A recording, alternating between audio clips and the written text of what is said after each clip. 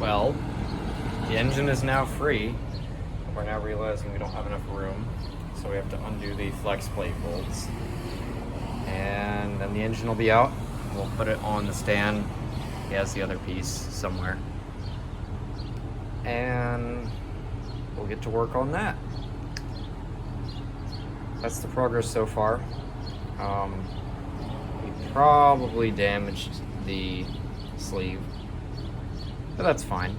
I'm not putting this transmission back in the car.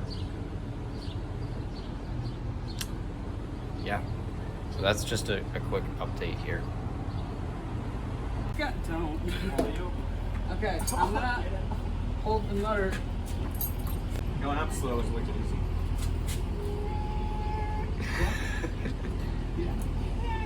Out it comes. Well, the other issue, since the crane's like over, like further than horizontal, it's gonna come this way as it comes up.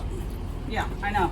You know, like a, I don't know, like a board or something? No, I don't, because I'm worried that I'm gonna hit the condenser if I do that. I'm going to do this. Edison, you have to watch the clearance on the back. Ah, we can now get There's to like the, miles of clearance on the back now now. get to the oil filter. Fantastic. Finally. Finally. Famous oil change. Almost. All right, Ben, go faster, because this is heavy. Coolant. Sorry, yeah, it's gonna Nope, start not yet. spilling stuff everywhere. That's fine. Okay, Ben, I'll do a little more. And Of course. then you brought it here. I think we should. Well, many hours later, the engine's finally out and it's on the stand. So the next step is going to be to start tearing down the engine, get all the harness and the intake manifold off, get the heads off, and evaluate what actually went wrong. So the story with this, if I haven't explained it yet, I probably have lots of times, is that the head gaskets have started to go on it. So it would overheat if you just let it sit idle, and it would be inconsistent overheating.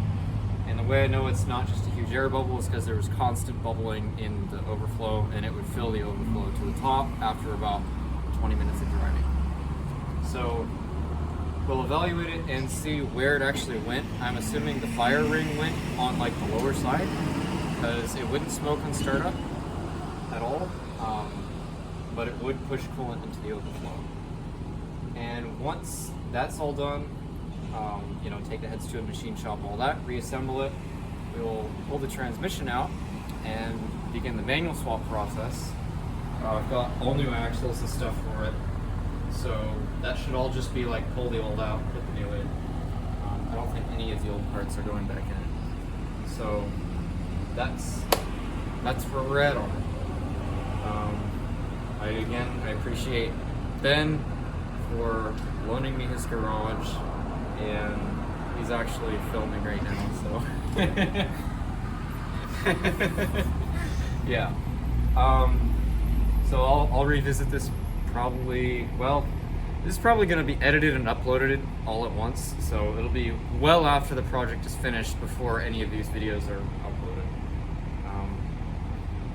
But that's where we're at. I'll continue at a later date.